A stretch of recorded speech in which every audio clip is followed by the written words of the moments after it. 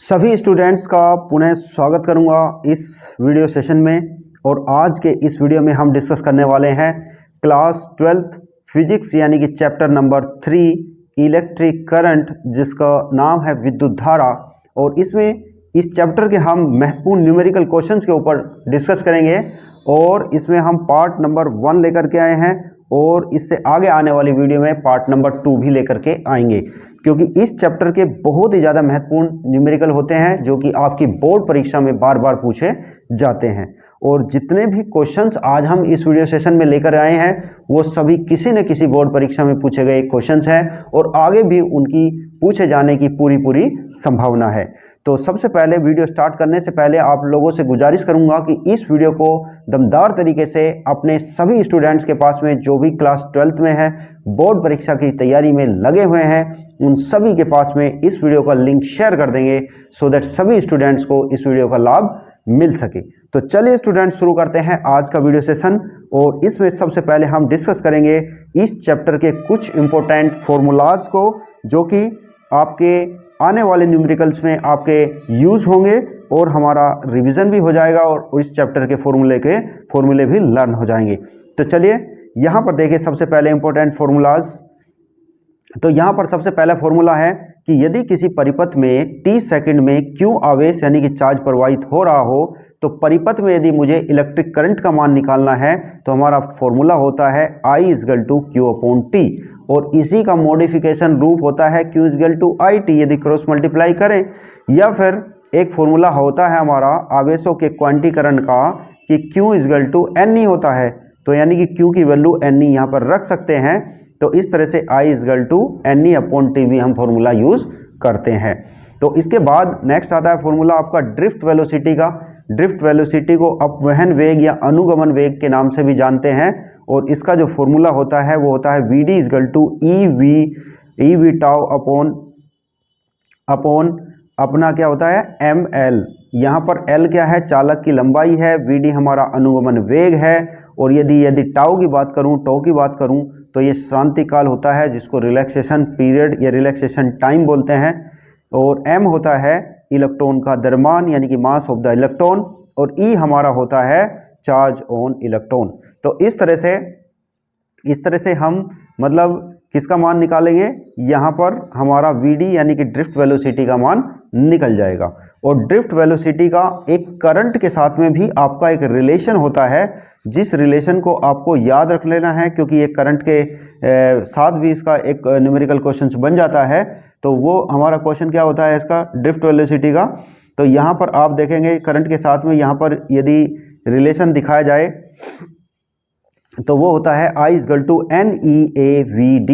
I = NeAVD, जहाँ पर N होता है प्रति एकांक आयतन में इलेक्ट्रॉन्स की संख्या। और यहाँ पर जो ये V होता है, ये V यहाँ पर मैंने लिखा नहीं है, ये V जो होता है वो होता है आपका चालक के सिरों के बीच में विभवांतर। क्या होता है, चालक के सिरों के बीच में विभवांतर। तो ये चीज़ आपको, ये टर्मिनोलॉजी आपको पता होनी चाहिए क्योंकि आपको फॉर्मूला तो याद है लेकिन इसके अंदर के जो कंटेंट्स हैं उनके विषय में भी आपको पता होना चाहिए कि वो क्या क्या चीज़ें हैं। ठीक है, नेक्स्ट देखते हैं अब करंट डेंसिटी यानी कि जिसको धारा घनत्व के नाम से जानते हैं। तो धारा घनत्व को J से डिनोट करते हैं। तो J = होता है I/A, एकांक क्षेत्रफल पर मतलब बहने वाली प्रवाहित होने वाली धारा। तो यहाँ पर देखिए अनुप्रस्थ A का मतलब होता है अनुप्रस्थ काट का क्षेत्रफल और यहाँ पर धारा घनत्व व यदि हमें अनुगमन वेग में यदि संबंध देखना है तो एक संबंध होता है J = NeVD। J = NeVD, ये भी याद रख लेना है क्योंकि इसका भी प्रयोग न्यूमेरिकल क्वेश्चंस में करने वाले हैं या फिर आगे आने वाले वीडियो में हम करेंगे। तो यहाँ देखिए E का मतलब क्या होगा, चार्ज ऑन इलेक्ट्रॉन, N का मतलब नंबर ऑफ फ्री इलेक्ट्रॉन्स होता है और VD मैंने आपको बताया यह भी ड्रिफ्ट वेलोसिटी होती है। अब इसके बाद में देखेंगे ओम्स लॉ सभी लोग जानते हैं, V is proportional to I and V is equal to IR। देखो यहाँ पर मैं डिटेल में चर्चा नहीं करने वाला हूँ, यहाँ केवल और केवल मैं आपको शॉर्ट ब्रीफ में आपके केवल फॉर्मूले आपको बता रहा हूँ सो दैट आपके जल्दी से जल्दी सभी फॉर्मूला रिवाइज हो जाएंगे और हम अपने न्यूमेरिकल क्वेश्चंस की ओर बढ़ पाएंगे। तो Ohm's law V is directly proportional to I या V is equal to RI। तो यहाँ से R is equal to V/I भी लिख सकते हैं जहाँ R हमारा क्या होता है, वैद्युत प्रतिरोध होता है। नेक्स्ट अब हम देखेंगे स्पेसिफिक रेजिस्टेंस जिसको बोला जाता है प्रतिरोध या प्रतिरोधकता या रेजिस्टिविटी भी इसको बोलते हैं। तो इसका फॉर्मूला होता है, ये काफ़ी इंपॉर्टेंट फॉर्मूला होता है क्योंकि इसके ऊपर क्वेश्चंस अक्सर पूछे जाते हैं। R is equal to rho L upon A, R is equal to rho L upon A. यहाँ पर रो हमारा क्या होता है, विशिष्ट प्रतिरोध या फिर प्रतिरोधकता।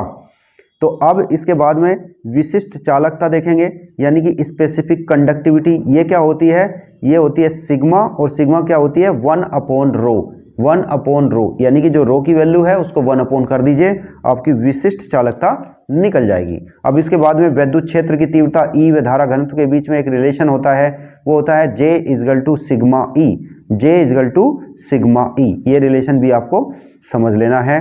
फिर उसके बाद में आपका आता है विद्युत ऊर्जा, इलेक्ट्रिक एनर्जी के विषय में। तो इलेक्ट्रिक एनर्जी यानी कि W is equal to V into Q के बराबर होती है, और यहाँ पर V इजगल टू इंटू यहाँ पर Q is equal to IT। Starting में ही हमने आपको बताया था, तो यदि मैं यहाँ पर IT रख देता हूँ तो एक और फॉर्मूला बन जाएगा V इंटू IT, या फिर यहाँ पर V इजगल टू IR से V की वैल्यू IR रख दो तो W is equal to I square RT एक फॉर्मूला बन जाएगा।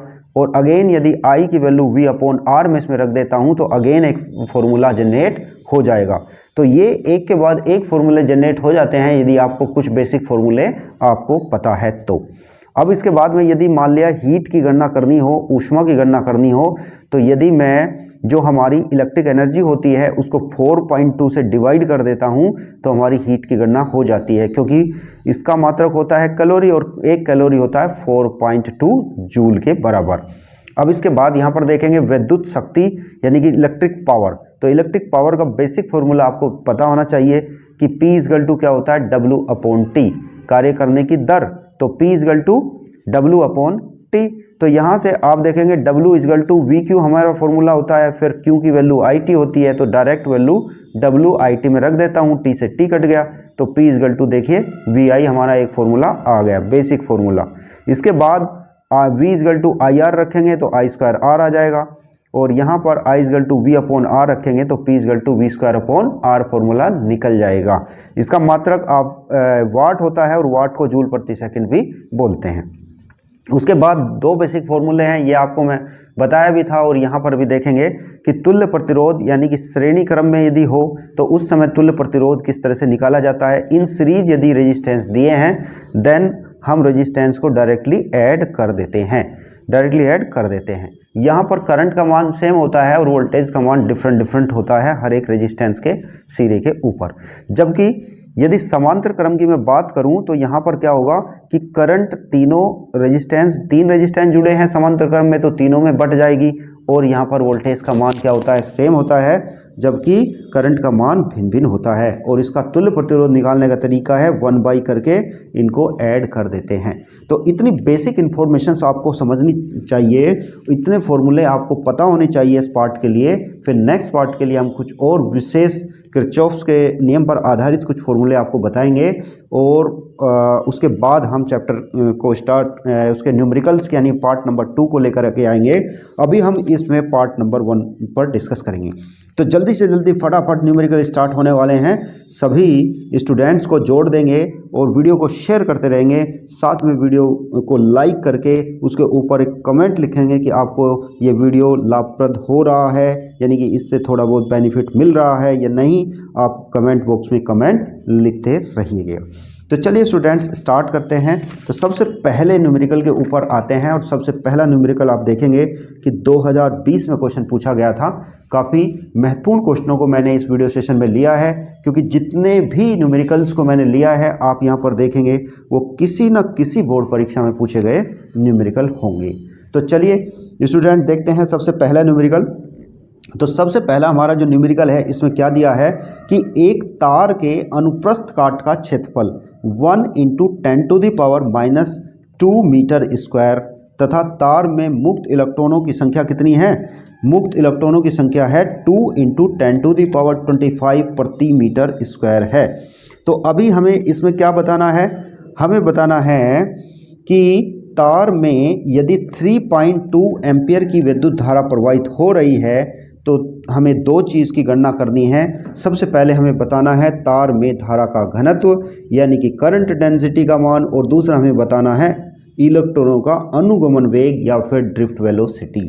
तो इनका यदि हमने देखो फॉर्मूला नहीं लिखा होता या याद नहीं किया होता तो हम क्वेश्चन नहीं बना पाते। तो यहाँ पर सबसे ज़रूरी है कि आपको उसका फॉर्मूला याद होना चाहिए। तो सबसे पहले न्यूमेरिकल करने का क्या तरीका है कि जो भी चीज़ गिवन है, यानी कि जो भी चीज़ आपको दी गई है, सबसे पहले उनको हम लिख लेते हैं। तो यहाँ पर इसका आंसर लिखेंगे और आंसर में सबसे पहले हमें क्या दिया, हमें देखिए हमें दिया है, एक तो दिया है n का मान, तो n कितना दिया है, यानी कि नंबर ऑफ इलेक्ट्रॉन्स 2 × 10⁻25 प्रति मीटर स्क्वायर, यानी कि एक इतने मीटर स्क्वायर में, 1 मीटर स्क्वायर में इतने इलेक्ट्रॉन्स की संख्या है। और I का मान दिया, I इजगल टू दिया 3.2 एम्पियर, 3.2 एम्पियर दिया है। उसके बाद A का क्रॉस सेक्शनल एरिया दिया, A का मान 1 × 10⁻⁻2 मीटर स्क्वायर। तो अब इसके बाद में देखिए एक धारा घनत्व जो होता है, धारा घनत्व का मैंने अभी आपको कुछ देर पहले फॉर्मूला बताया था करंट डेंसिटी का। तो करंट डेंसिटी क्या होती है, करंट डेंसिटी, तो इसका फॉर्मूला इसको बताया था कि J से डिनोट करते हैं, तो J इजगल टू I/A होता है। क्या होता है, I/A। तो I की वैल्यू कितनी है 3.2 अपॉन A का मान क्या है 1 × 10⁻²। अब ये ऊपर चला जाएगा तो इसको क्या लिखेंगे, प्लस में हो जाएगा, तो यानी कि 3.2 × 10⁻² प्लस का 2 हो जाएगा ऊपर जाके, तो 2 यहाँ पर आएगा आपका, ऊपर इसका मात्रक क्या होगा एम्पियर और A का मात्रक होगा मीटर स्क्वायर, तो एम्पियर प्रति मीटर स्क्वायर। तो यहाँ पर धारा घनत्व का मान आ गया है। तो पहला हमारा स्टेप क्लियर हो गया है।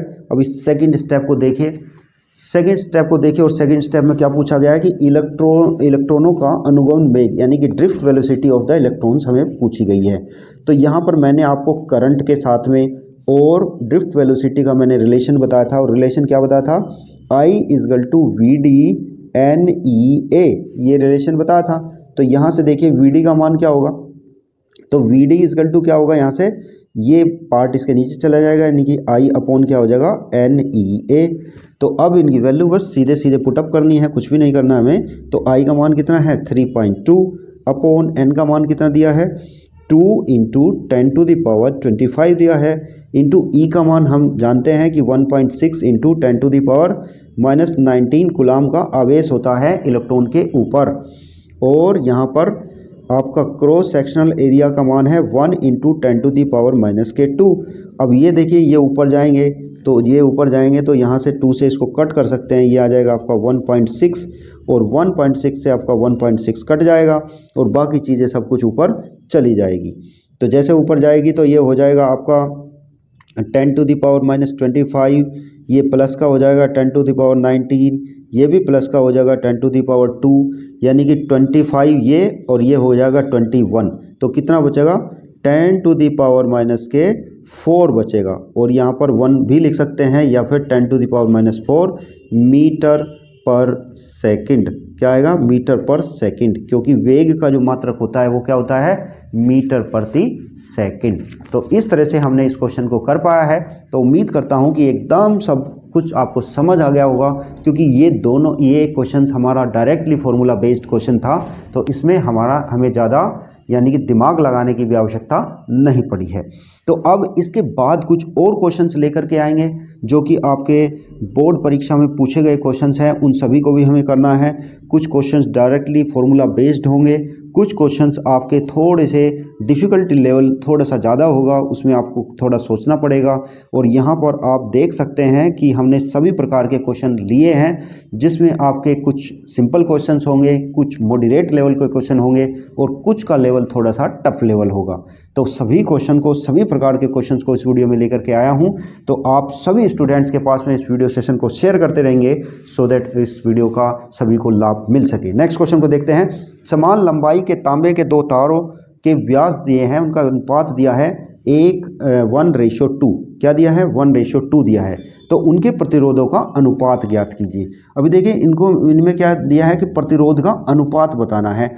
तो देखिए इसके लिए मैंने आपको एक फॉर्मूला बताया था कि R इजगल टू हमारा एक फॉर्मूला आता है R is equal to rho L upon A, ये हमारा फॉर्मूला होता है R is equal to rho L upon A। तो यहाँ पर व्यासों का अनुपात दिया है, व्यास का अनुपात दिया है। तो इसमें क्या दिया है कि 2 तारों के व्यास का अनुपात। तो जब व्यास का अनुपात दिया है तो आप यहाँ पर एक चीज़ देख सकते हैं कि यदि मान लिया मैंने R is equal to rho L upon A लिखा, तो यहाँ पर इस ए को मैं क्या लिख सकता हूँ, R is equal to rho L upon इस ए को लिख सकता हूँ पाई आर स्क्वायर, क्योंकि अनुप्रस्थ काट का जो क्षेत्रफल होता है दैट इज सर्कुलर वे, तो सर्कुलर पाथ होता है इसका, सर्कुलर टाइप का होता है, तो इसलिए सर्कल का यहाँ पर एरिया आ जाएगा। तो इसलिए यहाँ पर मैंने इस तरह से मैंने लिख दिया, या इसको और थोड़ा सा मॉडिफाई करके यदि लिखना चाहूँ तो इसको लिख सकता हूँ रो L अपॉन पाई, और देखिए इसकी जगह R को क्या लिख सकता हूँ, D/2 लिख सकता हूँ, क्योंकि हमें पता है कि रेडियस क्या होती है, हाफ ऑफ द डायमीटर होती है। रेडियस क्या होती है, यानी कि त्रिज्या क्या होती है, व्यास की आधी होती है। तो यदि मान लिया मैंने किसी एक तार के लिए मैंने R1 ले लिया और यहाँ पर इसके लिए D1 या D2 ले लिया, और लंबाई हमारी क्या है, समान लंबाई है, यानी कि L1 इजगल टू तो L2 हो जाएगा। तो R1 के लिए क्या होगा, R1 इजगल टू क्या होगा, R1 इजगल टू यहाँ पर क्या होगा, आप यहाँ पर देखेंगे R1/R2, यानी कि पहले तार के लिए R1 और दूसरे के लिए मैं क्या ले लेता हूँ, R2। तो R1 is equal to R2 is equal to क्या होगा यहाँ पर, तो रो से तो रो कट जाएगा क्योंकि ये तो सेम है, तो केवल और L हमारा सेम है, ये भी कट जाएगा, तो क्या बचेगा केवल हमारा, और पाई से पाई भी कट जाएगा, तो क्या बचेगा, ओनली D1 बचेगा, यानी कि D1 और D2 बचेगा, क्योंकि ये बाई 4 से भी कट जाएगा। तो इसको लिख सकते हैं यहाँ पर D2 अपॉन D1 का होल स्क्वायर, या फिर इसका स्क्वायर ऐसे लिख सकते हैं। तो यानी कि ये हमारा रिलेशन बन जाएगा। मैंने थोड़ा सा डायरेक्ट करने की कोशिश की है, उम्मीद करता हूँ कि आप समझ गए होंगे, क्योंकि एकदम बिल्कुल क्लियर कट एकदम आपको समझना चाहिए, क्योंकि ये सब चीज़ें क्या है ना, सपोज मैं R1 के लिए ले रहा हूँ, उसी प्रकार से मैं R2 यानी कि एक तार के लिए ले रहा हूँ, फिर दूसरी तार के लिए ले रहा हूँ, तो R1/R2 ये रिलेशन हो जाता है हमारा किसका, डायमीटर के साथ में। अब यहाँ पर देखिए सबसे पहले आपको दिया है 1:2, तो 1:2 मतलब अब 2 का क्या होगा, डबल, तो इसका मतलब R1/R2 इजगल टू क्या होगा, D की जगह 2D रखेंगे और D1 की जगह D रखेंगे, उसका कर देंगे होल स्क्वायर। तो यहाँ देखिए D से तो D कट गया, तो 4/1 यानी कि कितना हो जाएगा, 4/1 आएगा। तो यहाँ पर 4/1 हो गया, तो R2 इजगल टू क्या लिख सकते हैं हम, R2 या R1 ratio R2 is equal to क्या रेशो आ जाएगा, 4:1। क्या आएगा, 4:1। और यही हमारे से पूछा है कि प्रतिरोधों का अनुपात ज्ञात कीजिए। तो बहुत सिंपल है, बस आपको केवल ये फॉर्मूला, ये भी मैंने रिलेशन निकाला है, क्योंकि इसका यूज़ करते हुए मैं रिलेशन निकाल सकता हूँ। यहाँ R1 के लिए ले लो, फिर R2 के लिए ले लो, फिर दोनों को भाग कर दो, तो हमारा ये रिलेशन निकल करके आ जाएगा। तो इस तरह से आपका रेशो का जो अनुपात आया वो आया, रेजिस्टेंस का जो अनुपात आया वो आया 4:1। चलिए अभी नेक्स्ट क्वेश्चंस की ओर बढ़ते हैं, और तब तक आप वीडियो को शेयर करते रहेंगे, क्योंकि वीडियो को जितना शेयर करेंगे तभी नेक्स्ट वीडियो आपकी जल्दी से जल्दी आ पाएगी, अदरवाइज़ नेक्स्ट वीडियो नहीं आएगी, क्योंकि आपका रेस्पॉन्स यदि स्लो रहा है तो फिर मैं नेक्स्ट वीडियो नहीं लेकर के आऊँगा। तो वीडियो को भरमार तरीके से शेयर करते रहिए, सो दैट यहाँ पर चैनल पर एक पॉजिटिव एनर्जी बनी रहेगी, क्योंकि यदि आप पॉजिटिव एनर्जी बनी रहती है तो आपकी नेक्स्ट वीडियो भी आपकी जल्दी से जल्दी आएगी। तो चलिए यहाँ पर क्वेश्चन देख लेते हैं। 60 वाट और 220 वोल्ट तथा 100 वाट तथा 220 वोल्ट के दो बल्ब हैं, जो कि किस में लगे हैं, श्रेणी क्रम में जोड़ दिए गए हैं, और 220 वोल्ट की मेंस के साथ में से संबंधित किए गए हैं। तो उनमें प्रवाहित होने वाली धाराओं की गणना कीजिए। यदि बल्ब समांतर क्रम में जोड़ा जाए तब धारा कितनी होगी। तो देखो यहाँ पर दोनों चीज़ देखी गई है कि एक तो हमें समांतर श्रेणी क्रम में इनको जोड़ना है, फिर हमें इनको ही समांतर क्रम में जोड़ना है और करंट की वैल्यू कैलकुलेट करनी है। तो सबसे पहले यदि श्रेणी क्रम में यानी कि बल्ब लगे होते हैं तो उसमें धारा का मान क्या होता है, समान होता है। ये मैंने स्टार्टिंग में आपको जब फॉर्मूला डिस्कस किया था तब बताया था। और देखो ये क्वेश्चन काफ़ी इंपॉर्टेंट है, 2011 और 2017 में दोनों साल में क्वेश्चन पूछे गए हैं और आगे भी पूछे जाने की पूरी संभावनाएं हैं।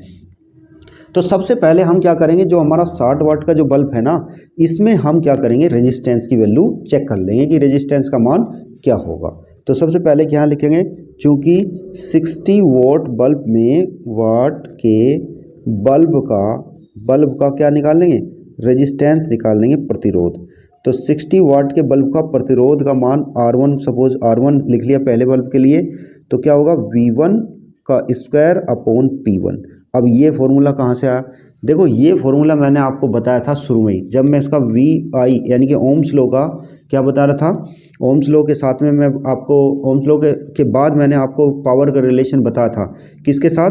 वाट वाला रिलेशन बताया था, V equal to IR Ohm's law, और इसके बाद मैंने पावर के विषय में आपको बताया था, तब वहाँ से मैंने ये रिलेशन निकाला था।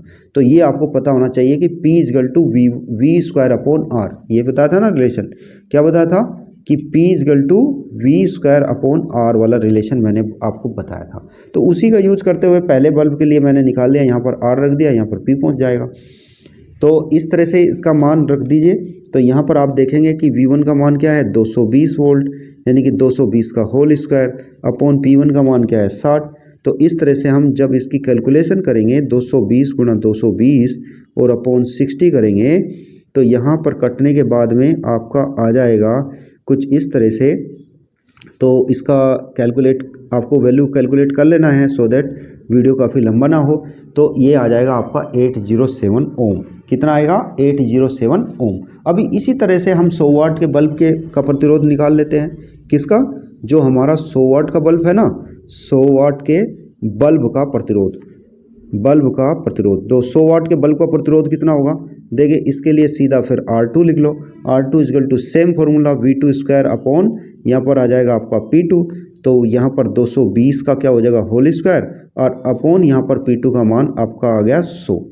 तो अब इसका कितना निकल के आएगा, इसकी भी आपको कैलकुलेशन कर लेनी है सो दैट, क्योंकि मैं वीडियो काफ़ी लंबा ना हो, कैलकुलेशन करने में मेरे को वीडियो काफ़ी लंबा हो जाएगा, तो इसलिए आपको ये कैलकुलेशन कर लेनी है। इसकी तो डायरेक्ट कैलकुलेशन लिख सकते हैं 484 ओम। तो 484 ओम इसका आ गया। अब श्रेणी क्रम में क्या होता है कि श्रेणी क्रम में प्रतिरोध डायरेक्ट जुड़ जाते हैं। तो यदि मैं श्रेणी क्रम की बात करूं तो श्रेणी क्रम में तुल्य प्रतिरोध क्या होगा? क्रम में तुल्य प्रतिरोध का मान क्या होगा? तो तुल्य प्रतिरोध में क्या होता है कि R1 और R2 आपस में जुड़ जाते हैं, यानी कि R का मान किसके बराबर होगा? R1 प्लस R2 के बराबर होगा। तो दोनों प्रतिरोधों को जोड़ दीजिए, 807 प्लस 484, तो ये आपका आ जाएगा। जुड़ने के बाद में कितना होगा? 7 4 11 1, यानी कि 912, यानी कि 129, क्या मान आएगा? 129 ओम मान आएगा। तो अब हमें क्या बताना है कि भाई इसमें प्रवाहित धारा का मान क्या होगा। अब सीरीज में है तो धारा समान होगी, तो सीधा ओम्स लॉ क्या होता है हमारा? I equal to V upon R से निकाल लो। तो यहाँ पर देखो V का मान क्या है हमारा कि 220 वोल्ट की लाइन से जुड़े हुए हैं, और R का मान मैंने 1291 निकाल ही लिया है। जब इसको आप भाग करेंगे तो आपका आएगा 0.17 एम्पियर। ये भी आपको ध्यान रखना है, कैलकुलेशन कर लेना है। तो R का मान हमारा निकल के आ गया। अभी लेकिन इन्होंने एक और बताया कि यदि हम इसको समांतर क्रम में जोड़ दें इन दोनों को, तब उस समय करंट का मान क्या होगा। अब हमें पता है भाई समांतर क्रम में जो होता है वो बल्बों में क्या होता है, विभवांतर तो समान होता है लेकिन धाराओं का मान अलग अलग होता है। तो 60 वाट के बल्ब में धारा का मान अलग होगा, 60 वाट के बल्ब में धारा का मान क्या होगा? अलग। तो हमने मान लिया कि इसमें I1 होगा, तो I1 बराबर क्या होगा? P इक्वल टू VI से P1 अपॉन V1, या P1 अपॉन V, क्योंकि V तो समान रहेगा।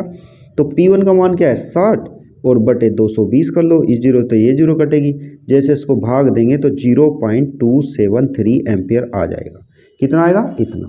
इसी तरह से 100 वाट के बल्ब में निकाल लो भाई। 100 वाट के बल्ब में धारा का मान I2, क्योंकि समांतर क्रम में है तो अलग अलग धारा का मान आएगा। तो यहाँ पर आ जाएगा P2 अपॉन V, लेकिन वोल्टेज समान है, तो 100 अपॉन 220, इस जीरो से ये जीरो कट जाएगा, और जैसे इसको भाग देंगे तो हमारा आएगा 0.454 एम्पियर। तो इस तरह से ये छोटी छोटी कैलकुलेशंस है, ये आपको कर लेना है सो दैट यहाँ पर वीडियो काफ़ी लंबा ना हो। अभी नेक्स्ट क्वेश्चन की ओर बढ़ेंगे, और नेक्स्ट क्वेश्चन है हमारा, देखो ये भी 2020 और 2022 में क्वेश्चन पूछा गया है। काफ़ी इंपॉर्टेंट क्वेश्चन लिए हैं मैंने इस वीडियो सेशन में, और उम्मीद करता हूँ कि आपको एकदम मज़ा आएगा, समझ में आएगी वीडियो और अच्छी लगेगी, और वीडियो सेशन को शेयर भी करते रहेंगे सो दैट नेक्स्ट वीडियो आपको जल्दी से जल्दी मिल जाए। क्योंकि यदि आप वीडियो शेयर नहीं करेंगे, ज़्यादा से ज़्यादा स्टूडेंट्स नहीं जुड़ पाएंगे, तो फिर नेक्स्ट वीडियो आने में देरी होगी। तो चलिए देखते हैं नेक्स्ट क्वेश्चन। 2 बल्ब 60 वाट और 220 वोल्ट के हैं, और एक है 40 वाट और 220 वोल्ट, और 220 के मेंस से श्रेणी क्रम में जोड़ा जाता है। इसी टाइप का ये देखो क्वेश्चंस है। तो बल्बों की कुल शक्ति ज्ञात कीजिए। देखिए यहाँ पर अभी कुल रेजिस्टेंस नहीं पूछा, कुल धारा नहीं पूछी, केवल क्या पूछा इन्होंने, कुल शक्ति पूछा। क्योंकि शक्ति के लिए कंफ्यूजन में आ जाते हैं बच्चे, तो इसके लिए क्या करना है, सिंपल एक फॉर्मूला होता है इन सीरीज में पावर निकालने का। यदि श्रेणी क्रम में है, इन सीरीज है श्रेणी क्रम में बल्ब, तो उस समय जो पावर का मान होता है वो होता है तुल्य पावर का मान 1/P=1/P1 + 1/P2। सीधा सीधा फॉर्मूला होता है, फॉर्मूले में रख दीजिए। क्योंकि हमें मालूम है कि 1/P पहले बल्ब की जो पावर है वो 60 वाट दी है, दूसरे बल्ब की जो पावर है वो कितनी दी है, 40 वाट दी है। अब इसका क्या ले लेंगे, एलसीएम ले लेते हैं। तो एलसीएम यहाँ पर लेंगे, तो एलसीएम क्या होता है, इन दोनों की मल्टीप्लाई कर दो, 60 × 40। तो यहाँ से 60 से 60 कटेगा तो 40, 40 से 40 कटेगा तो यहाँ 60। तो यहाँ पर आपका आ जाएगा, क्या आएगा यहाँ पर, 100/60 × 40। इन दोनों जीरो से ये दोनों जीरो कट जाएगी। तो 1/P=1 कितना आएगा, 24। 6 कितना आएगा, 24। या फिर P को ऊपर लेके जाएंगे तो 24 भी ऊपर चला जाएगा। तो P का मान कितना आ जाएगा, P=24 वाट। कितना आएगा, 24 वाट।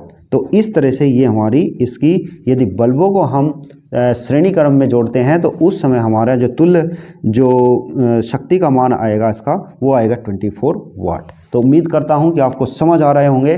तो वीडियो सेशन को शेयर करते रहिए। अभी लास्ट क्वेश्चन की ओर बढ़ते हैं क्योंकि वीडियो काफ़ी लंबा हो रहा है, सो दैट ये 30 मिनट का यानी कि आधे घंटे का ही वीडियो सेशन होना चाहिए। क्योंकि ज़्यादा लंबा वीडियो हो जाता है तो फिर अपलोडिंग में थोड़ा सा प्रॉब्लम आती है और आप लोग भी बोर हो जाते हैं। तो इसलिए छोटे छोटे वीडियो को लेकर के आएंगे और आपकी तैयारी को बहुत बेहतरीन तरह से कराते जाएंगे। लेकिन सबसे पहला एक आपको काम करना है, यदि आप चैनल पर नए हैं तो चैनल को सब्सक्राइब कर लेना है, बेल आइकन को ऑन कर देना है, और वीडियो सेशन को बहुत ही दमदार तरीके से अपने सभी स्टूडेंट्स के पास में, जो भी स्टूडेंट्स आपके 12th क्लास में हैं, बोर्ड परीक्षा की तैयारी में लगे हुए हैं, उन सब के साथ में इसको शेयर करते रहना है। ये आपका चैनल है, आपको ही इसको आगे बढ़ाना है, ये आपकी जिम्मेदारी है। तो चलिए यहाँ पर देखिए, किसी फिलामेंट का 100 डिग्री पर प्रतिरोध कितना दिया है, 100 ओम, और 400 डिग्री सेल्सियस पर प्रतिरोध दिया है 200 ओम। तो फिलामेंट के प्रतिरोध के ताप गुणांक की गणना करनी है। क्या करनी है, प्रतिरोध के ताप गुणांक की हमें गणना करनी है। तो देखिए, सबसे पहले हमें पता होना चाहिए कि जो ताप गुणांक के साथ में जो रिलेशन होता है वो क्या होता है, वो आपको पता होना चाहिए। तो ये हमें पता होना चाहिए कि एक रिलेशन होता है, ये शायद मैंने उसमें नहीं लिखा होगा, तो ये आपको याद रख लेना है। ये रिलेशन होता है RT=R01 + अल्फा T। क्या होता है, RT=R01 + अल्फा T। तो यहाँ पर यानी कि कुछ एक टेम्परेचर पर रेजिस्टेंस होगा, यहाँ पर इनिशियल का होगा, और इसके बाद में यहाँ पर आपका ताप गुणांक होगा। तो यहाँ पर देखिए, सबसे पहले हमें दिया है 100 डिग्री सेंटीग्रेड पर कितना, जो प्रतिरोध का मान है वो कितना दिया है, वो दिया है 100 ओम का मान। तो लिख लेंगे, क्योंकि 100 डिग्री सेंटीग्रेड पर जो हमारा प्रतिरोध है, प्रतिरोध का मान है वो कितना दिया है, ये दिया हमें 100। तो 100 यहाँ पर लिखेंगे R0, और यहाँ पर होगा 1 प्लस, यहाँ पर आपका अल्फा T। अल्फा का मान नहीं दिया है ताप गुणांक की, तो हमें गणना करनी है, और यहाँ पर T का मान दिया है 100 डिग्री। ठीक है ना। इसी तरह से कितने पर दिया है, 400 पर दिया है। तो 400 डिग्री पर हमारे प्रतिरोध का मान कितना होगा, प्रतिरोध का मान दिया है 400 पर है 200। तो 200=R0 इनिशियल रेजिस्टेंस प्लस आपका क्या होगा, अल्फा इंटू, अब 400 पर तो यहाँ पर 400 आ जाएगा। Simple equation number 1, equation number 2, equation 1 को 2 से कर दीजिए डिवाइड। तो जैसे हम इक्वेशन 1 को 2 से डिवाइड करेंगे तो आपको देखो कितने आसानी से कैलकुलेशन हो पाएगी। आप यहाँ पर अंदाज़ा लगा सकते हैं कि 1 + 100 alpha upon R0, 1 + 400 alpha, R0 से R0 कट जाएगा। और अभी हमें क्या करना है, क्रॉस मल्टीप्लिकेशन कर देनी है। तो जैसे क्रॉस मल्टीप्लिकेशन करेंगे तो इससे पहले 2 जीरो से ये दोनों जीरो कट जाएगी। तो यानी कि इसकी क्रॉस मल्टीप्लाई करेंगे तो क्या आ जाएगा, 1 + 400 अल्फ़ा इज इक्वल टू 2 की मल्टीप्लाई करेंगे 2 + 200 अल्फ़ा। तो यहाँ पर देखें ये 200 इधर जाएगा, 1 को इधर भेज दीजिए, तो अभी देखो 200 इधर जाएगा तो 400 अल्फ़ा माइनस 200 अल्फ़ा हो जाएगा और ये 2 - 1 हो जाएगा। तो यहाँ पर आप देखेंगे कि 200 अल्फ़ा का मान किसके बराबर आ गया, 1 के। यह हमें अल्फ़ा तो मान निकालना था ताप गुणांक का, तो ताप गुणांक क्या होगा हमारा, यानी कि 1/200। तो 1/200 प्रति डिग्री सेल्सियस ये ताप गुणांक का मात्रक होता है। तो इस तरह से हमने इसकी वैल्यू कैलकुलेट कर ली है। तो मैं उम्मीद करता हूं कि एकदम ये वीडियो सेशन आपको पसंद आया होगा, क्योंकि सभी क्वेश्चंस हमने इस तरह के क्वेश्चंस लिए हैं जो कि आपकी बोर्ड परीक्षा में पूछे गए क्वेश्चंस हैं। क्योंकि क्वेश्चनों का काफ़ी भंडार होता है, लेकिन कौन से सिलेक्टेड क्वेश्चंस होते हैं उन सभी को हमें देखना पड़ता है, क्योंकि बोर्ड परीक्षा में जो क्वेश्चंस पूछे जाते हैं उनकी काफ़ी भरसक उम्मीद रहती है कि वो रिपीटेशन भी हो जाते हैं। तो इसलिए आपको या फिर उसी टाइप के क्वेश्चन बना करके एग्जामिनर पूछ लेता है। तो उम्मीद करता हूं कि ये वीडियो सेशन आपको बहुत अच्छा लगा होगा, और यदि ये वीडियो सेशन अच्छा लगा है तो इस वीडियो को फिनिश होने के बाद में, जैसे ये समाप्त हो जाएगी वीडियो, तो उसके बाद आप कमेंट बॉक्स में बहुत सुंदर सा कमेंट आप लिखेंगे, वीडियो को लाइक करेंगे, और यदि आप चैनल पर नए हैं तो चैनल को सब्सक्राइब कर देंगे, सो दैट आपको नेक्स्ट वीडियो टाइम से मिल जाएगी। और ये आपका चैनल है, इस चैनल को आगे बढ़ाना आपकी जिम्मेदारी है। तो चलिए स्टूडेंट्स, मिलते हैं नेक्स्ट वीडियो सेशन में। तब तक के लिए आपका दिन शुभ हो, मंगलमय हो, और इसी शुभकामना के साथ आपका बहुत बहुत धन्यवाद। जय हिंद, जय Bharat, and thanks for watching this video session.